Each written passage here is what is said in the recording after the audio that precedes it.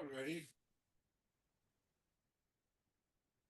All right, everybody. Welcome to our 2000, May 2025 RCC REDCap's Lunch, Learn, and Collaborate meeting. As you all may attended our REDCap meetings last year, we called it Lunch, Learn, and Share. We're now being hosted at RCC instead of Insert, so we changed the name a little bit just to change it up a little bit. There's one other difference. Under the lunch, learn, and share, we started at 12 to 1. Um, and on Tuesdays, the last Tuesday of the month, now we're doing it the last Wednesday of every month at 12:30 Eastern Standard Time. All right, we're going to get started. I always like to start off by talking about announcements.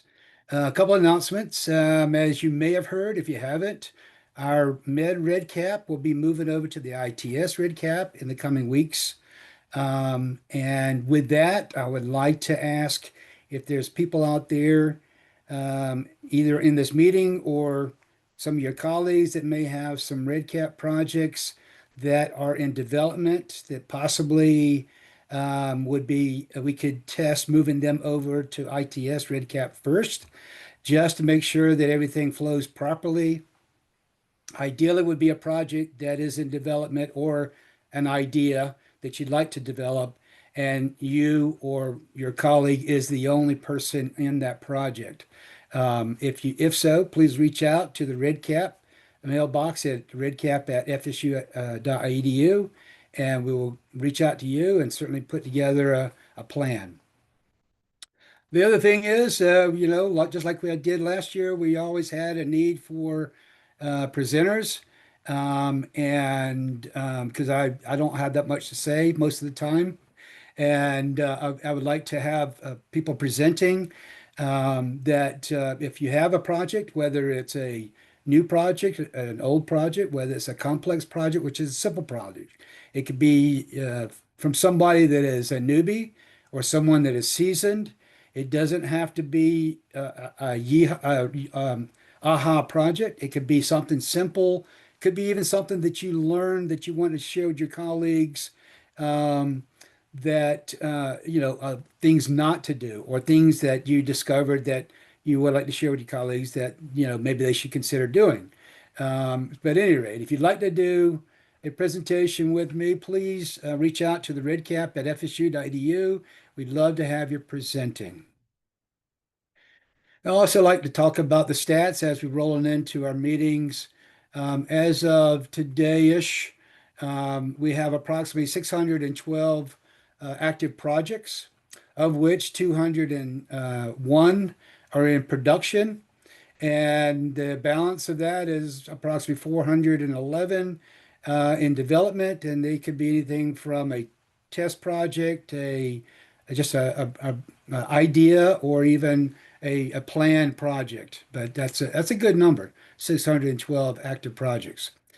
In the active users defined as an account that has been used and logged in and used in the past 365 days.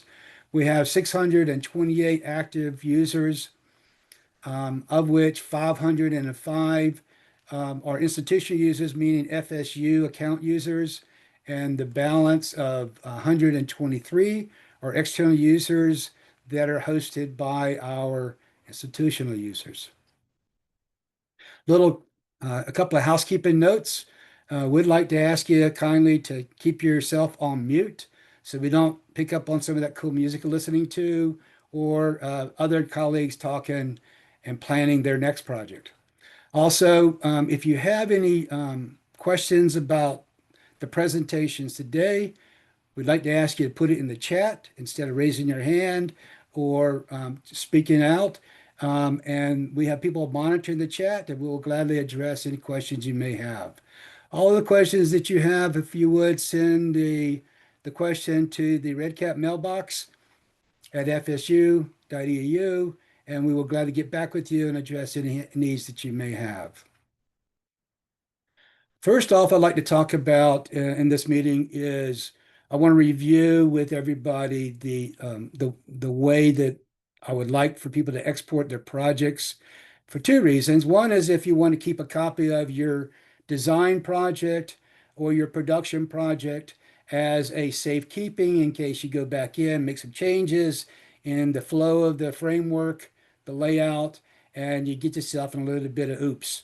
Then you can always go back and we'll help you restore your project into the production or the development area so that you can continue where you were.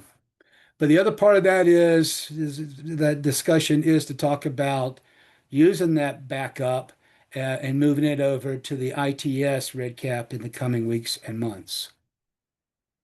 So in this example here, I've got a demo project. I'm on my home page, and you see this across the top. I would like to make sure that you click on your project settings, and then within the project settings, you click on this button here to get the setup information.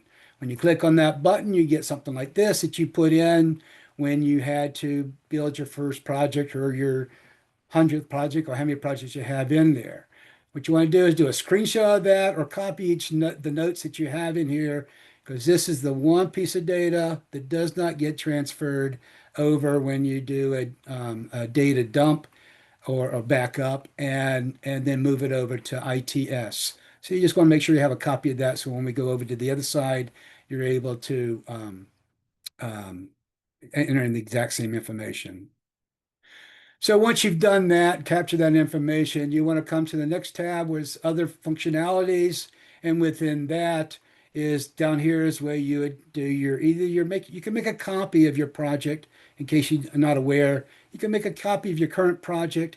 It'll load it into your My Projects folder when you log in on your home page. And you would just give it a new name. It would just be a clone of your current one. But that's not really a backup. A true backup would be if you dump either the metadata only, metadata being your survey, your forms, your events, things of that nature, skip patterns, all that. Um, but if it's in production, clearly you want to dump it with your real data. Even if it's not in production, it's in development, but you still got data in there that you want to continue testing once we move it over to IT REDCap, ITS REDCap. So clicking on that download button, it'll download it to your downloads folder on your local instance, your local laptop or desktop. And the naming convention of your file that it's saved is the project name, or at least most of the project name, depending on how long your title is. The second part of the file name will be the date stamp of the file, and the last four digits is a random generated unique number that is on the file, just in case you do a dump or two or three or five in that same day. It'll give you the a new unique number here. And the only thing you would have to know is it did make another change and did another data dump, the timestamp would change. That's the only thing you have to remember. XML will be the extension of the file. You don't ever have to look at the file, so don't be concerned if you've never seen an XML file. REDCap handles that on the export and the import. And so at that point, you have that dump, you have that download. You can either put that over in a folder of your download of your projects for future recall, or in this case, to move it over to ITS REDCap. So once we share the URL and the next steps on moving your projects over to from Med REDCap to ITS REDCap, you'll come to this landing page, a little bit different than what we have now. There will be two buttons here. The first one is the FSU ID authentication button. If you're an FSU user, everybody's got their FSU ID. If it's a collaborator, someone outside of FSU, there'll still be a table-based user, and they'll click on this to log in through that account. That is hosted by, or sponsored by rather, by the FSU user. Once you click on that, you'll get a few screens. One of which should be the landing page is you're going to put your FSU ID or pick it. It may be already populated at FSU ID. You click on that and you'll get the password. You'll put the password associated with the FSU ID. Click sign in. You may get a Duo prompt where it goes to your phone and asks you to put to confirm that it is you that's trying to log in. If you do get that, you click on that, and then it'll pop up. REDCap will say, "Oops, wait a minute, you haven't been granted." This is not an error in anything you've done. This is a process that we have to make sure that we verify whoever's logging in is authorized to log in. The ITS admin, REDCap admins will be aware of this. They will grant you access. And once you have access, you'll be notified and you will log in again. And on your home page, you want to, again, where the process is that you're going to create a new project. So you click on a new project on your home page. It'd be one of the tabs across the top. And in doing so, you'll get the exact same data collection information about your project setup that you had over in REDCap when you created your project over there. So this is where you would repopulate that same information that either you did a screenshot or made notes of, putting that information in there. In addition to, there's this nice little area down here, and clicking on this choose file, it'll allow you to go out to get that XML file that we dumped out or on your local drive. Clicking on that button, it'll send you down to the downloads folder where you see your file that you had. If you don't see it because you moved it, then you need to navigate over to where you stored all your backups if you plan on doing that moving forward in your plan of managing your projects. Clicking on the project title, populate this, and you'll click on the open button. And in doing so, it'll bring you back to that same setup page. And now you'll see that your project has been selected and it's ready to go. And then you'll hit the create project, and boom, it'll bring you into your home page of that new project. This green section will be there temporarily just to let you know that, in fact, it has been created and is ready to have access. And that is the full process of moving a project over. It's not technical, it's just a sequence of steps that you have to follow. And that will be the process, something similar to that will be the process you do for each one of your projects that you have that you want to move over to ITS. And again, we'll send out details of how and what and when and all that in the coming weeks on your project. So that's all I wanted to talk about. Now we got our guest, wonderful speaker. It is Anissa Atkins. If you've never worked with her or heard of her, a wonderful lady. She's been around the REDCap world for quite a while. Today she's going to talk about the REDCap self-guiding training. It's something that is much needed across the country and around the world of institutions that are using REDCap. You know, we at Med REDCap, we send out links to do videos, but this is sort of more of a controlled, canned, step wise development of learning your skill sets of REDCap. A little bit about Nisa before we get into her presentation. Nisa works with Insert as a clinical research consultant. Over the course of her career as a clinical research coordinator and research project manager, she's logged in over a decade, and that's over is kind of a big understatement of experience as a REDCap user, as a REDCap project manager, as a REDCap project builder, as a REDCap technical support, and as well as a REDCap administrator over on the med side when REDCap is over there. Great, wonderful person. And if you would all join me in welcoming Nisa. Welcome, Nisa, and look forward to hearing your presentation. Thank you. That's a really generous and lovely intro. Thank you. Let me get my slides up really quickly. All right. Can everyone see? It's still loading? There. Okay. So, yes, so I'm here to talk to you guys today about the asynchronous training that we have available in Canvas. basically in the past, when I first came on board as a REDCap administrator, we were like maybe about to have 100 users. And so one thing that I wanted to do was to have like kind of a monthly webinar that was only fundamentals about REDCap. And there were kind of some good things about that. It, announcing that it was there really made people aware that REDCap was available at FSU, and it also allowed me to kind of create a culture for our users where people felt empowered and supported to get started with REDCap.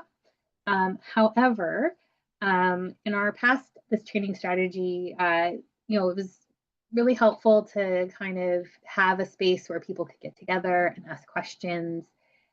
We could record them so people could look at them later.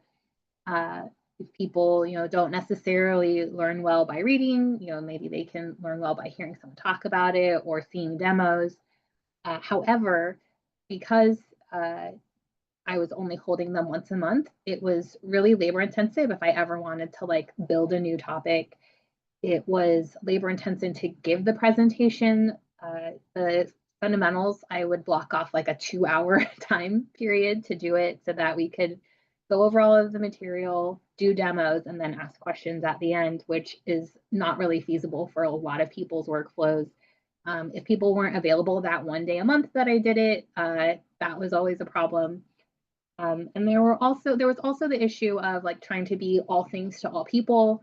So if I had people working at a more advanced level, I'd have to like come up with a training every time kind of relevant to what they were doing, and schedule a time for that. There were people that were all at the beginning level, but maybe their end goal for REDCap was different. So they might only be data entering and they didn't need to know how to build something, or they only wanted they're a biostatistician and they just needed to know how to pull the data out at the end, and all of this other stuff about like how to secure the data or making sure that you're marking your HIPAA identifiers. Like they didn't care about that, and they'd have to sit through like an hour and a half of all of the other stuff until it got to the pull the data out part. So another thing I used to do would be, people can make an appointment and I'd come and talk to like your lab or just you about specific things that you might want to know, which is great. But it also was very labor intensive. And sometimes, I would do that and I wouldn't record it because I knew like nobody else would need this. I'm talking about something like very specific for their lab. So when I went to REDCap Con, I saw a presentation about just different ways to do trainings. And so that kind of motivated me to look up, think about what I wanted training to look like at FSU. And I knew I wanted something asynchronous because I would get so many emails and I would do the fundamentals training for just like one person at a time because they couldn't make that, like third Wednesday of the month.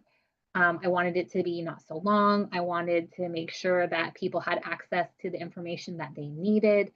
And I wanted it to be something that was very user friendly. So I saw a really great training course being put on at Wake Forest University, and I decided to adapt that for FSU. So they're using a different training platform, which has a few different features. But for us, I built basically a organization in Canvas. So it has a bunch of little short modules they're basically slides, and it takes about 20 to 30 minutes if you like really engage with it and want to work through it. Each one has like a little introduction, and then there's some, maybe between 4 and 8 chapters, depending on how detailed or how complex the thing is that you're learning to do. And then there's an optional short test at the end of each little module. It's open to anyone at FSU, so faculty, staff, and students can self-enroll. There's a link, I think we're going to put it in the chat here. It's on the slides, and then you can, I think I put it out like in an announcement, but we can also make it available on the REDCap page if it's not already there. But basically, you can enroll, and once you do that, you have access to all of the trainings that we put there. They're organized based on like what you're actually going to do in REDCap. So if you're only going to do data entry, there's like a little group of trainings for that. There's one for if you're just going to read only. So if you're doing data monitoring or something or auditing. There's a group for people who are analysts who only care about how do I pull data out and how do I understand what's here. And then there's one that's probably the longest one. It's for people who are building REDCap projects. And then within those tracks, there are different skill levels. So just like that little tile there when you register. Once you're in the course, if you go to the modules, they'll be listed kind of all like this with these little gray boxes by the role. And then if you expand the role, it'll pop out different skill levels, and then you can click on each of the things that you might want to learn. I recommend strongly that you don't just use the slide viewer in Canvas, but you download the slides. It's the best way to see the slides laid out. Sometimes Canvas like kind of crushes the words together a little bit. And it also allows you to fully utilize. So some of the slides have GIFs in them to show how, or GIF, sorry, I don't know, people have strong feelings, is an animation to show how to work through some multi-step processes. So I recommend doing that, and you just click right here and it will open up the slides in like a presentation mode for you.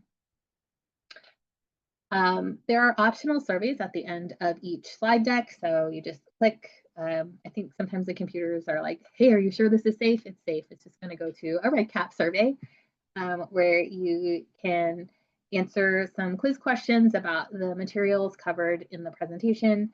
If you, in between each quiz question, it'll like tell you if you got the answer right or wrong, and will give you information about the correct answer. You can take these quizzes as many times as you like. They're just there for people who that's the way that they learn. You get a little certificate of completion at the end of each one if you're into that sort of thing. I think when we originally did this, there was kind of a plan to require these for access to some more difficult to use like external modules or things like that, just so that people don't get in too deep too late. They can kind of know what they're getting into by the time they are asking for this module and they're prepared to use it. So it's up to the REDCap team if they still want to do that, maybe not, but either way, you can always have that certificate of completion for your own little bit of joy that day, or if it's something that you want to collect and have documentation for professional development, it's always nice to have to know that you can do stuff.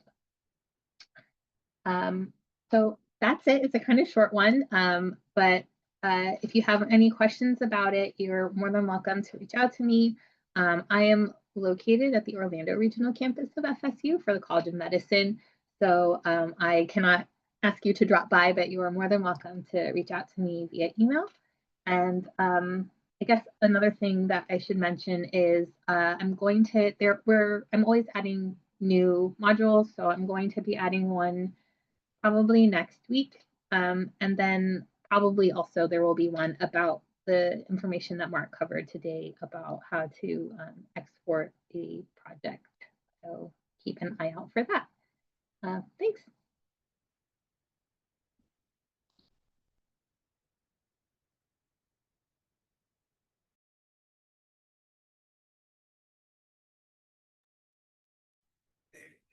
Thank you, Lisa. That was a wonderful presentation. I would like to add to everybody that just because people like I and others that may be seasoned red cappers, it would be fun and recommendation to take this same class training because I'm sure things have changed since some of us had originally came into the red cap world.